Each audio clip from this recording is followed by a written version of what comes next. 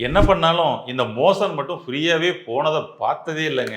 எப்ப பார்த்தாலும் அது ரொம்பவும் டைட்டா மல்லு கட்டி, அது அப்படியே சில பேருக்கு கிழிச்சுக்கிட்டு பிளட்டோட தான் போகுது அப்படின்னு சொல்லிட்டு, நெறைய பேரு இதுக்கு ஏதாவது ஈஸியான சொல்யூஷன் இருக்குதா? அப்படின்னு சொல்லிட்டு நெறைய நம்மளுடைய சேனல்ல கமெண்ட்ஸ்ல கேட்டுட்டு வந்திருந்தீங்க. அவர்களுக்காக எளிமையாக மோஷன ஃப்ரீ பண்ணக்கூடிய ஒரு சொல்யூஷன தான் இந்த பதிவுல பார்க்க போறோம். வாங்க பார்க்கலாம். சுவாசி ஹெல்த் ஸ்பாட் சேனல் வியூவர்ஸ் அனைவருக்கும் வணக்கம். இன்னைக்கு நம்ம பார்க்க போறது மலச்சிக்கல். இந்த மலச்சிக்கல் அப்படின்ற ஒண்ணு போதுங்க.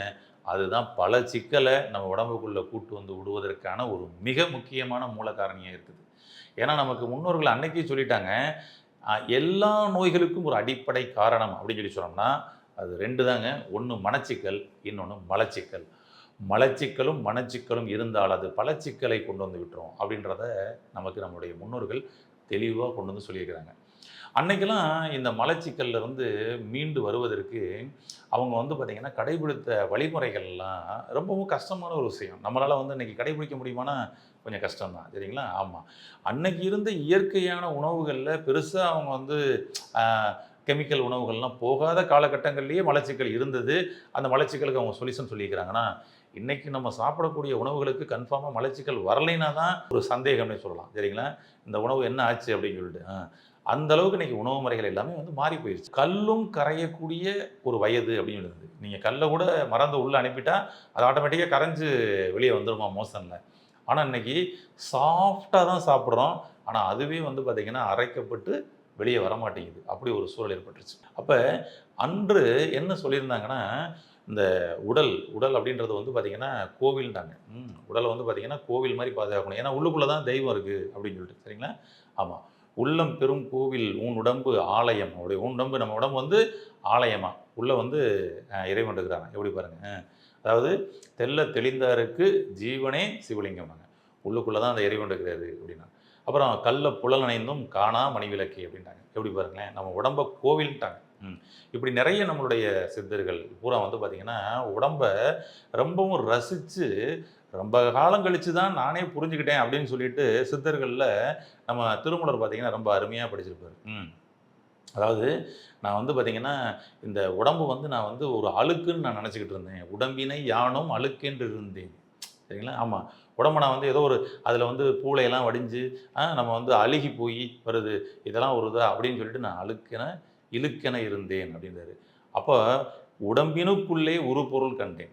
உடம்பினை யானும் இழுக்கென்று இருந்தேன். உடம்பினுக்குள்ளே ஒரு பொருள் கண்டேன்." அந்த உடம்புக்குள்ள தான் அந்த உயிர் சக்தி, இறைவன் இருக்கிறாரு. ம். அந்த அத கண்டதுக்கு அப்புறம், என்னால உடம்ப நான் இவ்வளோ வேஸ்ட் பண்ணிட்டோமே! உடம்ப பாதுகாக்கணுமேன்னு சொல்லிட்டு, அதுக்கப்புறம் தான் உடம்ப பாதுகாக்கிறதுக்கே வந்தேன்னு சொல்லிட்டு, திருமூலர் ரொம்ப அருமையா அந்த பாடல்ல சொல்லியிருப்பாரு. அப்ப நம்ம ரொம்ப காலம் கழிச்சு தான் நம்மளும் தெரிஞ்சுக்கிட்டோம். பயங்கரமா ஓடிக்கிட்டே இருக்கிறோம் டெய்லி. எதுக்கு ஓடுறோன்னே தெரியாம ஓடிக்கிட்டே இருக்கிறோம். ஆனா, நமக்கு ஒரு நோய்வாய்ப்படும் பொழுது மட்டும் தான், நமக்கு தெரியுது உடம்பு அப்படின்னு ஒண்ணு இருக்குது. இத நம்ம மறந்துட்டோமே அப்படின்னு சொல்லிட்டு. நீங்க பாருங்க, உங்களுக்கு உடலில் வலி வராத வரைக்கும், உடம்பு ஒண்ணு இருக்குதே நமக்கு தெரியலையே! மூச்சு காத்து சுவாசிக்கிறது தடைபடாத வரைக்கும், மூச்சு ஒண்ணு வாங்குறோம்ன்றதே நமக்கு தெரியலையே! தடைப்படும் பொழுது தான் தெரியுது. "அப்பா! மூச்சு வாங்குது" அப்படின்னு சொல்லிட்டு. கரெக்ட்டுங்களா? அவ்வளோதான். அது மாரி மோஷன் ஃப்ரீயா போயிட்டு இருந்துச்சு. நம்ம சின்ன பிள்ளையில பிரச்சனையே தெரியல. ஆனா தடைபட ஆரம்பிக்குது பாருங்க. 3 வேள சாப்பாடும் நெறைய சாப்பிட்டுட்டு கொஞ்சோண்டு தாங்க காலையில போச்சு. அப்படிங்கும் பொழுது வயிறு திம்முன்னு ஆயி, உடம்பு இறுக்கமாயி, துர்நாற்ற வாடையெல்லாம் நம்ம உடம்புல வர ஆரம்பிக்குது பாருங்க. அப்பதான் நமக்கு தெரியுது. ஆகா! உடம்புக்குள்ள எங்கேயோ டிராஃபிக் ஜாம் ஆயிருச்சு அப்படின்னு சொல்லிட்டு தெரியுது. கரெக்ட். அது மார இந்த உடம்ப உள்ளுக்குள்ள இறைவன் இருக்கிறார் அப்படின்னா, இறைவன் இருக்கக்கூடிய அந்த கோவில் எப்படி இருக்கணும்? சுத்தமா இருக்கணும். அப்ப ஃபர்ஸ்ட்டு இறைவனை உடம்பிற்குள் இருக்கக்கூடிய அந்த இறைவனை நாம உணரணும்னா, தரிசிக்கணும்னா, இந்த உடம்ப முதல்ல சுத்தமா வச்சுக்க அப்படின்னு இருக்காங்க. அவ்வளதான். அதுல அவங்க கடைசியா சொன்ன விஷயம் என்னன்னா, உடல்ல சுத்தம் செய்யணும். ஆனா, உடல்ல சுத்தம் செய்யணும்னா எத சுத்தம் செய்யணும்னாங்கன்னா, உடல் சுத்தம் என்பது குடல் சுத்தமே உடல் சுத்தம்னாங்க. அவ்வளோதாங்க. குடல சுத்தம் பண்ணா, உடல சுத்தம் பண்ணதுக்கு சமங்க. குடல சுத்தம் பண்ணி வச்சிருங்கன்றாங்க. ஏன்னா, நீங்க சாப்பிடுறது தான் உள்ள சாப்பிட்டுட்டே இருக்கோம். அதில மட்டும் தான் கவனம் செலுத்துறோம். மோஷன் வெளிய போறதுக்கும் நான் என்ன சாப்பிடணும்னு தான் கேட்குறாங்க. கரெக்ட்டுங்களா? அப்போ உள்ளுக்குள்ள அரைக்கிற மிஷின் தான் மேட்ரு. அந்த மோஷன் கரெக்ட்டா அரைச்சிருச்சுன்னா, மோஷன் ஃப்ரீயா போயிரும்ல. ஆ. அதனால தான் கான்ஸ்டிபேஷன் என்பது ஒரு நோய் அல்ல. அதுவும் ஒரு அறிகுறியே. கான்ஸ்டிபேஷன் இருக்குதுன்னா, உங்களுக்கு உள்ள செரிமான மண்டலம் சரியில்லன்னு அர்த்தம். செரிமான மண்டலத்த நீங்க சரி செய்யணும். அங்கே அரைக்கிற மிஷினை சரி செஞ்சுட்டா மோசன் வெளியே போயிடும். அவ்வளோதான். அப்போ அந்த நம்ம கொடுக்கக்கூடிய அந்த உணவுகள் அரைக்கப்பட்டு பெருங்குடலில் போய் தேங்கி நிற்கிது பாருங்கள். நீங்கள் காலை மதியம் இரவுன்னு கொடுக்குற உணவுகள் இங்கேருந்து தான் தேக்கமாக்கப்பட்ட அந்த மலத்திலிருந்து தான் பாக்டீரியாஸ் வந்து ஃபார்ம் ஆகுது. அதுதான் நம்மளுடைய செல்களை டேமேஜ் பண்ணுது. அதுதான் இன்றைக்கி பல நோயை வழிவகுக்குது அப்படின்றாங்க. அப்போ ஃபஸ்ட்டு நீ குடலை சுத்தம் பண்ணு அப்படின்ட்டாங்க. குடல் சுத்தமே உடல் சுத்தம். வருடத்திற்கு ஒரு முறை வந்து பார்த்திங்கன்னா வந்து பேதி எடுக்க சொன்னாங்க. சொல்லப்போனால் வருடத்துக்கு 2 முறை எடுக்க சொன்னாங்க. ஆமாம். அப்போ வருடத்திற்கு 2 முறை பேதி எடுக்க சொல்லியிருந்தாங்க. ஆனால் இன்னைக்கு உள்ள உணவுகள், இன்றைக்கி நம்மளுடைய லைஃப் ஸ்டைலுக்கு மாதம் மாதம் ஒரு பேதி எடுக்கணும் போல தெரியுது. அந்த மாதிரி வந்து உள்ளுக்குள்ளாயிருச்சு. அப்போ நம்ம ஒரு 3 மாதத்துக்கு ஒரு முறையாவது, அதிகபட்சம் என்ன ஒரு 4 மாதத்துக்கு ஒரு முறையாவது நம்ம வந்து ஒரு பேதி எடுத்துக்கிறது ரொம்ப நல்லதுங்க. ஃபஸ்ட்டு உள்ளுக்குள்ளே சிறுகுடல் பெருங்குடலை க்ளீன் பண்ணி வச்சுக்கணும். பெட்டர். இந்த வீடியோவை பார்த்துக்கிட்டு இருக்கக்கூடிய நபர்கள் முதல்ல நம்ம சொல்லக்கூடிய ப்ராசஸ் ஸ்டார்ட் பண்ணுறதுக்கு முன்னாடியே முதல்ல ஒரு பேதி எடுத்துருங்க. ஐயோ பேதி எப்படிங்க எடுக்கிறது? பேதிக்கும் போய் திரும்பவும் நான் ஒரு கெமிக்கல் மெடிசன் வாங்கி போட்டு எடுக்கணுமா அப்படின்னா, அது ஒரு தடவை அப்படி தாங்க போய் பெரிய உடம்பெல்லாம் வந்து நீர் சத்தெல்லாம் போயிட்டு ட்ரை ஆகிட்டேன் அப்படின்னு சொல்லிட்டு டீஹைட்ரேட் ஆகிடுச்சுன்னு சொல்லி போய் ட்ரிப் ஏற்றிக்கிட்டேன்லாம் சில பேருக்கு அனுபவம் இருக்கும். அதனால் அதை சாப்பிட்றதுலையும் நமக்கு வந்து ஒரு பயம் இருக்கும். ஆமாம், ரொம்ப ஈஸியான சொல்யூஷனாக உங்களுக்கு நான் சொல்கிறேன். நீங்கள் அந்த மாதிரி ஒரு பேதி எடுத்துக்கலாம், பெட்டராக இருக்கும். ரைட். பேதி எடுக்கிறதுக்கான சொல்யூஷனை நம்ம பின்னாடி பார்ப்போம். ஃபஸ்ட்டு நம்ம இப்போ அடிப்படையை பார்த்து வந்துடுவோம். அப்போ வருடத்திற்கு 2 முறை எடுக்க சொன்ன பேதியை நாம் இப்போ 3 மாதத்திற்கு ஒரு முறை பேதி எடுக்கக்கூடிய ஒரு சூழலில் தான் இன்றைக்கி இருக்கிறோம். எடுத்துக்கலாம். எடுத்து சிறுகுடலையும் பெருங்குடலையும் க்ளீன் பண்ணிக்கலாம். அதுக்கப்புறம் அந்த அரைச்சி செரிமானம் ஆகி நல்லா வரணும் இல்லையா? அப்போ நல்லா அரைக்கணும்ல மிஷினை. உங்களுடைய வயிறு, சிறுகுடல், நம்மளுடைய கல்லீரல், உங்களுடைய மண்ணீரல், பேன்கிரியாஸு, இவங்க எல்லாமே நமக்கு வந்து செரிமான மண்டலத்துக்கு சப்போர்ட் பண்ணக்கூடிய நபர்களாக இருக்கிறாங்க. இவங்க எல்லாம் நல்ல சீராக வந்தால் மட்டும்தான், இவங்க கொடுக்கக்கூடிய ஆசிட்லாம் கரெக்டாக வந்தால் தான் நமக்கு வந்து செரிமானம் நன்கு நடக்கும். இதற்கு இவங்கெல்லாம் தயாராகிட்டாங்களா அப்படின்னு சொல்லிட்டு நம்மளுடைய உடலின் மொழி சொல்லும். எப்படி சொல்லும் அப்படின்னு சொல்லி சொன்னோம்னா, பசி என்ற உணர்வு நமக்கு வரும். இந்த பசி என்ற உணர்வு வருவதற்கும் இவங்களுக்கும் சம்மந்தம் இருக்கானா? நிச்சயமாக இருக்குது. இந்த பசி என்ற உணர்வு வரும் பொழுது தான் இவங்கெல்லாம் தயாராகிட்டாங்க, இப்போ நீ உணவை கொடு அப்படின்னு சொல்லி. அதனால தான் பசித்து பூசி அப்படின்னாங்க. நம்ம அன்னைக்கு பல வருடம் ஆயிடுச்சு அதை மறந்து போய். பசின்ற உணர்வே இல்லையேங்க, அதுக்கு ஏதாவது மருந்து இருக்குதான்னு கேட்குற மாதிரி சூழல் இன்றைக்கி உருவாயிருச்சு. அதுக்கும் இன்றைக்கி மருந்து வாங்கி சாப்பிட்டு தான் பசின்ற உணர்வையே ஏற்படுத்தி சாப்பிடக்கூடிய சூழல் இன்றைக்கி நிறைய பேருக்கு இருக்குது. அதை நம்ம முதல்ல புரிஞ்சுக்கணும். அப்போ பசித்து பூசி, நல்லா பசித்த பின்னாடி நீங்கள் சாப்பிட்டீங்கன்னா என்ன நடக்கும்னா, இந்த செரிமான மண்டலம் சீராகும். நீங்கள் நல்லா பேதி எடுத்துகிட்டு, ஓகேங்களா, பேதி எடுத்துகிட்டு நல்லா ஃப்ரீயாக இருங்க. ஒரு கட்டத்தில் உங்கள் உடம்புல எக்ஸஸாக தேவையில்லாமல் தேங்கிக்கிட்டு இருந்த அந்த கிளிகோஜனெல்லாம் எடுத்து குளுக்கோஸ்லாம் பயன்படுத்துனதுக்கு அப்புறம் ஒரு நல்ல பசி எடுக்குங்க. அப்படி பசின்ற உணர்வை முதல்ல நல்லா உணருங்கள். உணர்ந்து நல்லா அப்பா பயங்கரமாக பசிக்குதுங்க அப்படின்னு இந்த உணர்ந்து ஃபீல் வந்ததுக்கு அப்புறம் நீங்கள் சாப்பிடுங்க. என்ன நடக்கும் பாருங்களேன். கடன்னு அப்போ சாப்பாடு உள்ளே போகிறதே தெரியாது. அப்போ உங்களுக்கு நல்ல சுவையான டேஸ்டானது அப்படின்னு சொல்லி நீங்கள் டேஸ்ட்டை பார்ப்பீங்களா? டேஸ்ட்டே தெரியாது. அது பாட்டு உள்ளே போயிட்டுருக்கும். அதான் பசி ருசி அறியாது அப்படின்பாங்க. ஆனால் பசி இல்லைன்னு வச்சுங்க, அப்போ தான் நமக்கு ருசி கேட்கும். இது என்ன இனிக்குது, இது ஏன் புளிக்குது, கொஞ்சம் கசக்கிற மாதிரி இருக்கே, கொஞ்சம் உப்பு கூடிருச்சோ, அப்போனா பசிக்காமல் சாப்பிட்டுக்கிறோன்னு அர்த்தம். பசி எடுக்கப்படும் பொழுது பழைய கஞ்சியும் இனிக்கும், பழைய சோறும் இனிக்கும்பாங்க, தித்திக்கும்பாங்க. பாருங்களேன், பசி தான் முக்கியம் செரிமானத்துக்கு. பசி அறிந்து சாப்பிடுங்க, பெட்டர். அதுக்கடுத்து மலம் அப்படின்னு சொல்லி பார்த்தோம்னா, மலத்தை வச்சு ஒரு பெரிய டயக்னோசிஸே இருக்குதுங்க. அவருடைய முன்னோர்கள் இந்த மலத்தை வச்சு டயக்னோசிஸே பண்ணாங்க. அப்போ இன்றைக்கி மலம் வந்து எப்படி போகணும் அப்படின்னு சொல்லி சொன்னோம்னா, நார்மலாக எப்படி போகணும்னா, ஒரே பீஸாக நீளமாக நமக்கு காலையில் எழுந்தவுடன் 15 நிமிடத்திற்குள்ளே நமக்கு மோஷனில் வெளியேறும். மோஷன் போகணும். ஆனால் இன்றைக்கி அப்படியே இருக்குது பாருங்களேன். காலையில் எழுந்து டாய்லெட் போகிறதுக்கு முன்னாடி ஏகப்பட்ட ப்ராசஸ் பண்ண வேண்டியிருக்குது. சில பேருக்கு தம் அடித்தா தான் இன்றைக்கி வந்து மலமே போகுதுன்ற மாதிரி சில பழக்கம் இருக்குது. டீ சாப்பிட்டா தான் இன்றைக்கி மலமே போகும் அப்படின்ற பழக்கம் இன்றைக்கி இருக்குது. வாக்கிங் போயிட்டு வந்தால் தான் மலம் போகும்ன்ற பழக்கம் இருக்குது. சுடு தண்ணி சாப்பிட்டா தான் மலம் போகும் அப்படின்ற பழக்கம் இருக்குது. பேப்பர் படிச்சுக்கிட்டே டாய்லெட்டில் உட்காந்தா தான் மலம் போகும்னு பழக்கம் இருக்குது. இப்படி ஒவ்வொருத்தருக்கும் ஒரு பழக்கம் உள்ளே வந்துச்சு பாருங்கள். அதாவது எப்படி பசி எடுத்து நம்ம சாப்பிடணுமோ அதே போல் மலம் வெளிவருவதற்கும் வரக்கூடிய உணர்வுகள் வரும் பாருங்க. அந்த உணர்வு தான் இன்றைக்கி நிறைய பேருக்கு வரலையே அப்படின்ற மாதிரி ஒரு சூழலாயிருச்சு. அது இடையில தாங்க வருது, வேலைக்கெல்லாம் போனதுக்கப்புறம் தாங்க வருதுன்னு சில பேருக்கு. காலையில் எழுந்தவுடன் ஒரு 15 நிமிடத்தில் காலை கடன் அப்படின்னு சொல்லக்கூடிய மலம் கழிப்பதை உடனடியாக நம்ம வந்து கடைபிடிச்சாகணும். இதுக்கும் ஒரு நேரம் இருக்குதுங்க. அதாவது பார்த்தீங்கன்னா ஒரு 5 to 7 அப்படின்பாங்க. காலையில் ஒரு 5 மணிலேருந்து 7 மணி வரைக்கும் நம்மளுடைய பெருங்குடலுக்கு சக்தி வந்து முழுமையாக கிடைத்துக்கிட்டு இருக்கக்கூடிய நேரமாக அதை அந்த ரிசர்ச்சில் வந்து இன்றைக்கி சொல்கிறாங்க. அப்போ 5 மணிலேருந்து 7 மணி வரை கிரானிக் கான்ஸ்டிபேஷன் இருக்கக்கூடிய ஒரு நபர், மலமே வெளியே வர மாட்டேங்கிற நபர் 5லேருந்து 7க்குள்ளே நீங்கள் வந்து பாத்ரூமில் போய் ஒரு 5 நிமிஷம் 10 நிமிஷம் உட்காந்துருங்க. மலம் வரலைனாலும் பிரச்சனை இல்லை, பழக்கத்துக்கு கொண்டு வரதுக்காக ஒரே நேரத்துக்குள்ளே நீங்கள் வந்து காலையில் 7 மணிக்கு நான் வந்து டாய்லெட் போயிடுவேன்ப்பா, வரலைன்னா பிரச்சனை இல்லை, போய் ஒரு 5 நிமிஷம் 10 நிமிஷம் உட்காந்துருங்க, ரைட். ஆனால் அதற்காக இன்றைக்கி நிறைய பேர்கிட்ட ஒரு பழக்கம் என்ன ஆயிருக்குன்னா, செல்ஃபோன் எடுத்துக்கிட்டு பாத்ரூம் போய் உட்கார மாதிரி, அந்த செல்ஃபோனை நம்ம பாத்ரூம்குள்ளேயும் உட்காந்துக்கிட்டு பார்க்குற மாதிரி ஒரு சூழல் உருவாயிருக்குது. இதுவே உங்களுக்கு எப்படி மலம் வரும்? அதாவது மலம் வெளியே வரப்படும் பொழுது உங்களுடைய கவனம் அங்கே இருக்கணும்ல. கவனம் இல்லைன்னா எப்படி வெளியே வரும்? கொஞ்சோண்டு வெளியே வரும். இங்கே நம்ம வந்து ஏதோ ஒரு வீடியோஸோ ஏதோ ஒரு சார்ட்ஸோ நீங்கள் வந்து பார்த்துட்டு இருக்கீங்கன்னு வச்சுக்கங்களேன், மலம் வெளியே வராது. ஃபுல்லாக வெளியே போயிடுச்சான்ற ஃபீலும் உங்களுக்கு தெரியாது. ஓகே, கிளியர்ன்ட்டு வந்துடும். அப்போ தான் இது பல நோய்களை உண்டு பண்ணுதுங்க. அதனால் குறிப்பாக டாய்லெட் போகப்படும் பொழுது நம்ம வந்து செல்ஃபோன் பயன்படுத்தாமல் இருக்கிறதும் உங்களுக்கு மலச்சிக்கல் வராமல் பாதுகாக்கும். மலச்சிக்கலுக்கு இதுவும் ஒரு காரணமாக இருக்குது. அவாய்ட் பண்ணுங்கள் ஒன்று. அப்போ ஒரு குறிப்பிட்ட நேரத்தில் நம்ம வந்து டெய்லி போயிட்டு நம்ம வந்து மோசம் போக உட்காந்தோம்னாலே ஆட்டோமேட்டிக்காக நமக்கு மலம் வெளியே வர ஆரம்பிக்கும்.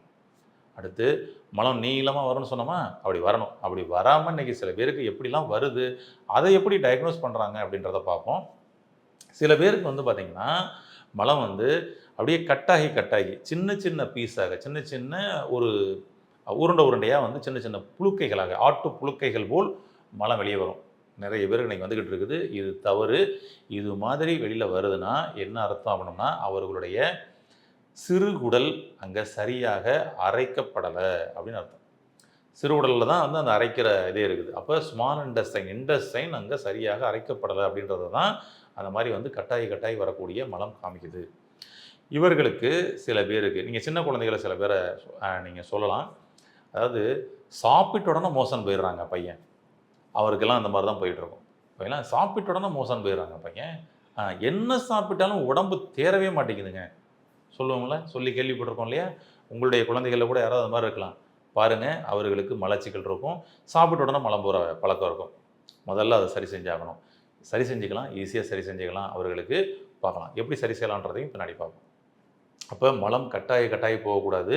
கட்டாயி போனால் என்ன சொல்கிறாங்க, ஸ்மால் இன்டெஸ்டைனில் அங்கே செரிமானம் சரியில்லைன்ற சொல்கிறாங்க. இது பூரா முன்னோர்கள் மலம் 7 வகையில் அந்த மாதிரி வந்து ஒவ்வொருத்தருக்கும் வந்து போகும். போச்சுன்னா இப்படி தான் கம்ப்ளைண்ட்ன்றதையும் அவங்க வந்து கொடுத்துட்டாங்க. அவ்வளோதான்.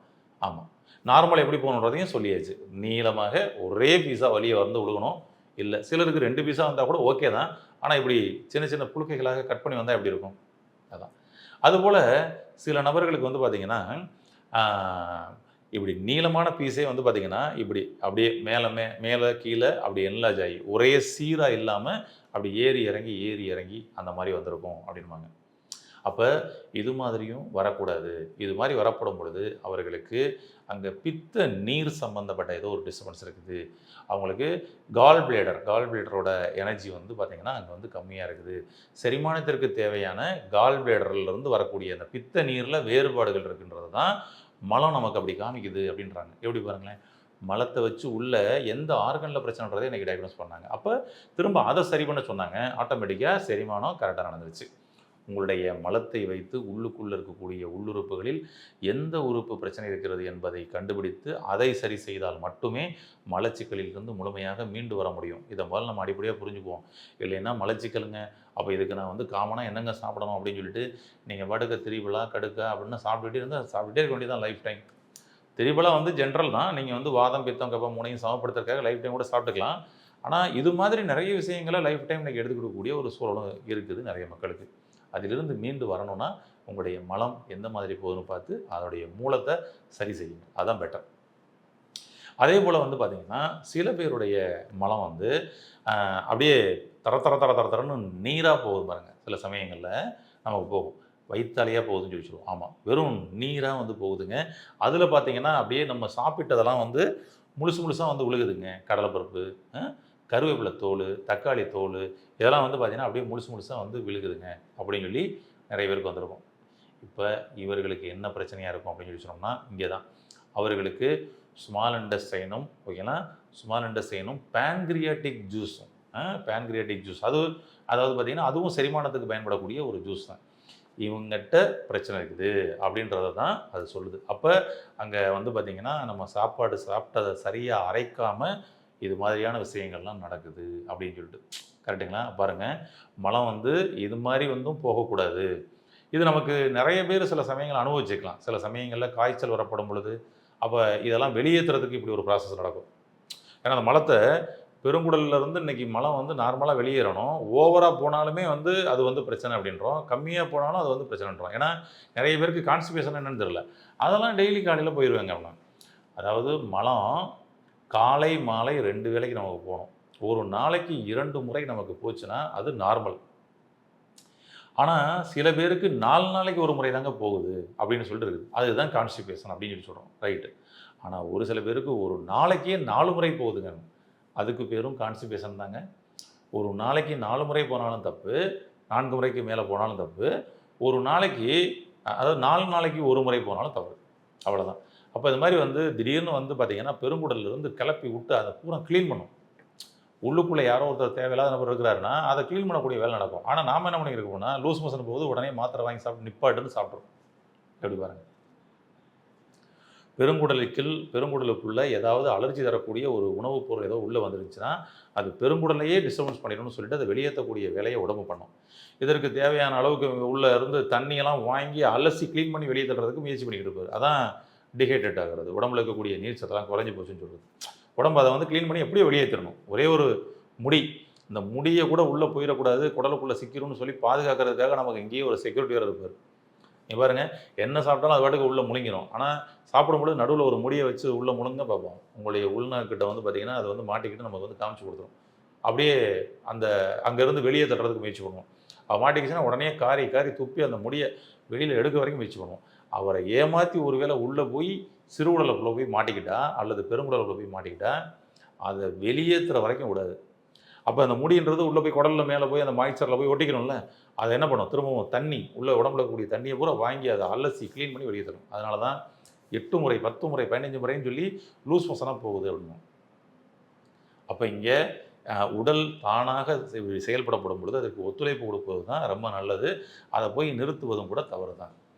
அப்போ சிறுகுடலையும் கணையத்தையும் நாம் சீர் செய்தால் இது மாதிரி வந்து நமக்கு அந்த லூஸ் மோஷன் போகிறது, அந்த சாப்பிட்ட உணவுகள் வந்து அப்படியே முழுசாக வெளியே வருதுன்றது வராமல் நாம் தடுக்கப்படும். ஓகேங்களா? பெட்டர். அப்போ இது எல்லாம் வரக்கூடாதுங்க. இப்போலாம் பாருங்களேன், இது வந்து டயக்னோஸ் பண்ணி கொடுக்குது. உள்ளுக்குள்ளே இதுதான் இந்த ஆர்கன் தான் பிரச்சனை அப்படின்னு சொல்லிட்டு. செரிமான மண்டலத்தில் இவர்கள்லாம் சரியில்லை அப்படின்றத நமக்கு சொல்லுது. இதுக்கப்புறம் தான் சில பேருக்கு மோஷனில் மலம் வெளியே வருதுங்க. மலத்துடன் அதாவது ரத்தத்துடன் மலம் வருது அப்படின்னு சொல்லிட்டு. ஆமாம். இப்போ என்ன ஆயிடுச்சுன்னா ஓவராக அது ஹார்டாகி ஆனஸில் வந்து அது கிழிச்சு வெளியே வரும் அர்த்தம். இப்போ அந்த மாதிரி ஆனஸில் கிழிச்சிட்டு வெளியே வந்தால் அங்கே ப்ளீடிங் ஆகும். இது வந்து உங்களுடைய ஆனஸை இன்னும் கிழிச்சு அங்கேருந்து சதைகள் வெளியில் பிதுங்க ஆரம்பிக்கும். இதை தான் வந்து பைல்ஸ் அப்படின்பாங்க. இது ஆரம்ப கட்டத்திலேயே நீங்கள் கண்டுபிடிச்சிட்டிங்கன்னா அங்கே நம்ம ஹெமராய்டு ஆகாமல் நம்ம வந்து தடுக்கப்படும். அது ஈஸியாக வந்து நம்ம வந்து சரி பண்ணிக்கலாம். ரொம்ப பெஸ்ட்டு சொல்யூஷன். இன்றைக்கி நிறைய இயற்கை மருத்துவங்களில் இதற்கான சொல்யூஷன்லாம் இன்றைக்கி வந்து நிறைய இருக்குது. அதை நீங்கள் பயன்படுத்தி சரி செஞ்சுக்க முடியும். ஆமாம். இதுக்கும் போயிட்டு நம்ம வந்து ஏதாவது கெமிக்கல் மெடிசன்ஸ் ஏதாவது சாப்பிட்டு சரி பண்ணிக்கலாமா, அல்லது அங்கனக்குள்ளே ஒரு ஆப்ரேஷன் மட்டும் பண்ணி அந்த கட்டியை மட்டும் ரிமூவ் பண்ணிக்கலாமா அப்படின்னு சொல்லி நீங்கள் பெருசாக பாதிக்கப்பட்டு போகிறத விட ஆரம்ப கட்டத்திலேயே வந்து சரி பண்ணிக்கிங்க. அது கொஞ்சம் பெட்டராக இருக்கும். அப்போ இது மாதிரி வந்து அங்கே கிழிச்சு வெளியே வந்து பயிர்ஸு அது மாதிரிலாம் ஆகாமல் இருக்கணும்னா ஆரம்ப கட்டத்தில் மலச்சிக்கலை சரி செய்யுங்கள். ஏன்னா இன்றைய மலச்சிக்கல் நாளைய பைல்ஸ் அதுதான் அடுத்து பௌத்திரமாக மாறுகிறது. பௌத்திரம் தான் ரொம்பவும் ஒரு டேஞ்சரான ஒரு விஷயங்க. ஆமாம், அது தனியாக ஒரு ஓட்டை போட்டு அது வழியே மலம் வெளியே வர்றது தான் பௌத்திரம். அந்த மாதிரி நிலைக்கெல்லாம் நாம் போகாமல் இருக்கணும்னா ஆரம்ப கட்டத்தில் மலச்சிக்கலை சரி செய்யுங்கள். நான் சொன்னோம் அன்னைக்கு முன்னோர்கள்லாம் என்னங்க பண்ணாங்க அப்படின்னு சொன்னோம்னா அவர்களுக்கு இந்த குடல் சுத்தமே உடல் சுத்தம் என்று அவர்கள் அந்த உடல்ன்றத ஆலயம்னு அறிஞ்சதுக்கு அப்புறம் இந்த குடலை சுத்தம் பண்ணாங்க பாருங்க. அதுக்கு என்ன பண்ணாங்க தெரியுங்களா? இனிமா கொடுத்தாங்க. ஆமாம், இயற்கை இனிமா. இந்த இயற்கை இனிமாவுக்கு இன்றைக்கி நமக்கு வந்து நேச்சுரலாக இயற்கை இனிமா கேன்லாம் வந்துருச்சு.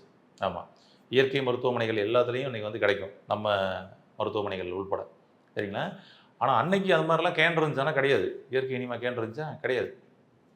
அது தாமரை தண்டு இருக்குது பார்த்தீங்கன்னா, இந்த தாமரை தண்டை எடுத்து, ஏன்னா அது உள்ள குழாம இருக்கும், தாமரை தண்டை எடுத்து அதை வந்து பார்த்திங்கன்னா ஒரு பக்கத்தை ஆனஸ்குள்ளே சொருகிட்டு இன்னொரு பக்கத்தை போய் குளத்தங்கரையில் இருப்பாங்க. குளத்துக்குள்ளே இறங்கி குளத்தங்கரையில் சொருகிட்டு குளத்துக்குள்ளே இறங்கி அங்கே அந்த தண்டு மூலமாக ஒரு மூச்சு பயிற்சி அப்படியே உள்ளே இழுப்பாங்க.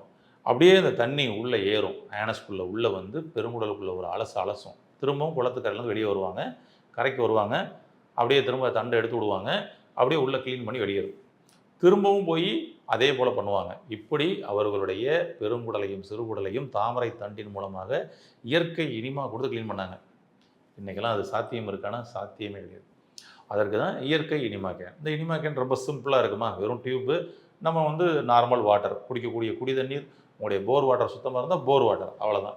ஒரு 350 ml இருக்கும் அந்த கேனு தண்ணி, அவ்வளோதான். அந்த டியூப்பை அதை அப்படியே என் பண்ணி வேறு எதுவுமே கலக்காமல் வெறும் பச்சை தண்ணியில் அப்படி ஒரு இனிமா கொடுத்து சிறு உடலையும் பெருங்குடலையும் க்ளீன் பண்ணி வச்சுக்கலாம். இது வந்து மலச்சிக்கலுக்குன்றது கிடையாதுங்க. க்ளீன் பண்ணி வச்சுக்கிட்டிங்கனாலே மலச்சிக்கல் வராது. அதுதான் அவசியம்.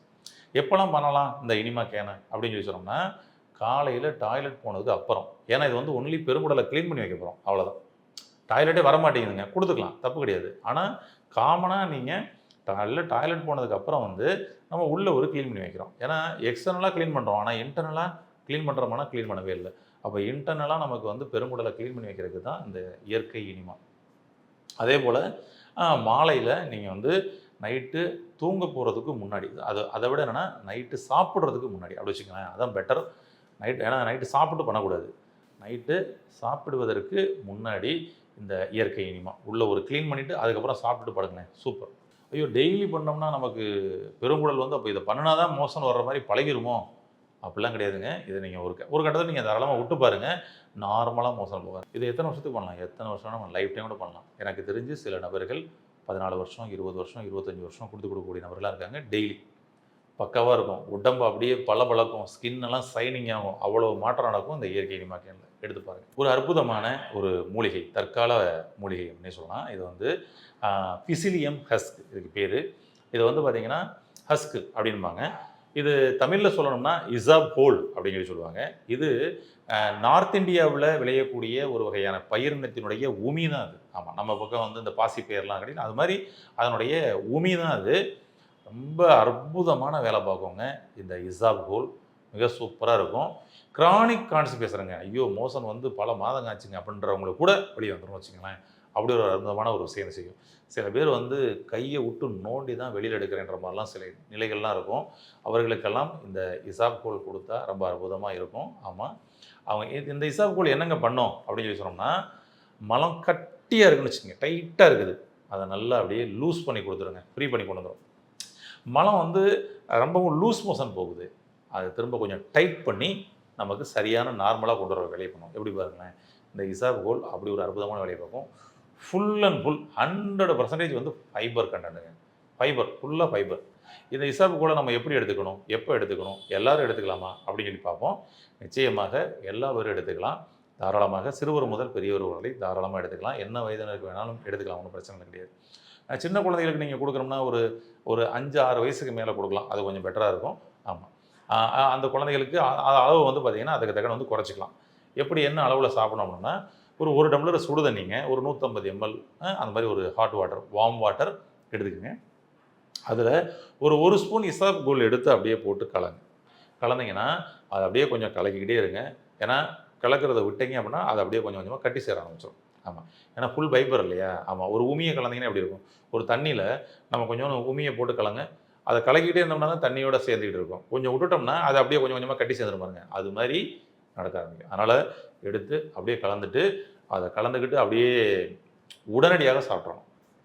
அதனால் 2 மணி நேரம் வச்சுருக்கக்கூடாது, வச்சுருந்தா கட்டி சேரும், அவ்வளோதான். அதனால் ஒன்றும் இல்லை, கட்டி சேரும். நீங்கள் நல்லா கலந்துட்டு உடனடியாக சாப்பிட்ருங்க. இரவு தினந்தோறும் தூங்க போவதற்கு முன்னாடி நீங்கள் எல்லாம் முடிச்சுட்டு விட்டுட்டு படுக்க போகிறதுக்கு முன்னாடி இந்த இசாப் கோலை ஒரு டம்ளர் தண்ணியில் வார்ம் வாட்டரில் கலந்து சாப்பிடுங்க. காலையில் எழுந்த உடனேயே கலன்னு, சரிங்களா, அது வரைக்கும் இப்படி ஒரு மோசன் இது வரைக்கும் நான் போனதே இல்லைங்க அப்படின்னு சொல்லி நீங்கள் சொல்ல முடியும். அந்த அளவுக்கு வந்து உங்களுக்கு மோசன் நல்லா ஃப்ரீயாக வெளியே போகுங்க. இதை எவ்வளோ நாளுங்க எடுக்கலாம் அப்படின்னு சொல்லி சொன்னோம்னா, கான்ஸ்டிபேஷன் ரொம்ப நாளாக இருக்கிறவங்க தினந்தோறும் நீங்கள் தாராளமாக ஒரு 25 நாள் 30 நாள் அந்த மாதிரி 1 மாதம் கூட எடுக்கலாம். அதுக்கப்புறம் நம்ம நிப்பாட்டிடலாமா அப்படின்னா, நிச்சயமா தாராளமா நிப்பாட்டி பாருங்க. உங்களுக்கு நார்மலாவே மோஷன் போக ஆரம்பிக்கும். இன்னைக்கு பல பேருக்கு நம்முடைய சிகிச்சை மையத்துக்கு வந்திருக்க பல பேருக்கு இன்னைக்கு கான்ஸ்டிபேஷன வந்து பார்த்தீங்கன்னா, இதன் மூலமாக இன்னைக்கு சரி செஞ்சிருக்கிறோம். ஆமா. இசாப்கோல் நம்மகிட்டயும் கிடைக்கும். வெளியிலயுமே இன்னைக்கு வந்து கிடைக்குது. வாங்கி பயன்படுத்துங்க. இப்ப இத நம்ம வந்து ஒரு 1 ஸ்பூன் நம்ம கலந்து சாப்பிடுறோம். சின்ன குழந்தைகள்னா ஒரு 1/2 ஸ்பூன் சாப்பிட சொல்லுங்க. வெயிட் லாஸ் பண்ணணுங்க அப்படின்னு சொல்லி உங்களுக்கு ஆசை இருக்குதா? நீங்க இந்த இசாப்கோல தினந்தோறும் எடுத்துட்டே வாங்க. மோஷனும் ஃப்ரீ ஆயிரும். உங்களுக்கு வெயிட் லாஸும் நடக்கும். ஃபுல் ஃபைபர் கன்டென்ட்டுங்க. அதனால வெயிட் லாஸ்க்கும் இது நல்லா சப்போர்ட் பண்ணி குடுக்கும். ஐயோ! லூஸ் மோஷன் போகுதேங்க. அந்த சமயத்த நான் எடுக்கலாமா? லூஸ் மோஷன் போகுதுன்னா, அத உடனடியாக நிறுத்துவதற்கும் இந்த இசாப்கோல மோர்ல கலந்து சாப்பிடுங்க. அவ்வளோதான். உங்களுக்கு லூஸ் மோஷன் போறது ஸ்டாப் ஆயிரும். ஏன்னா இதோட வேலை கட்டியா இருந்தா லூஸா இருக்கும், லூஸா இருந்தா கட்டியா இருக்கும். அதான். ஓகேங்களா? அதனால இது எவ்வகையான கான்ஸ்டிபேஷனாக இருந்தாலும், அதை சூப்பரா சரி செய்யக்கூடிய ஒருத்தர் தான் இவரு. இவர ரொம்ப நாளைக்கு எடுக்கணுன்ற அவசியம் இல்ல. ரொம்ப நாள் எடுத்தாலும் தப்பாங்க? தப்பும் கிடையாதுங்க. தாராளமா எடுத்துக்கலாம். ஏன்னா, இது ஒரு ஃபைபர் கன்டென்ட் உள்ள ஒரு உமி தான் அது. தாராளமா எவ்வளோ நாள் எடுக்கலாமா? எவ்வளோ நாள் வேணாலும் எடுத்துக்கலாம். ஒண்ணும் தப்பு கிடையாது. அதனால தினம்தோறும் பயன்படுத்தி உங்களுடைய மலச்சிக்கலிலிருந்து மீண்டு ஆரோக்கியம் அடைய வாழ்த்துக்கள். நன்றி.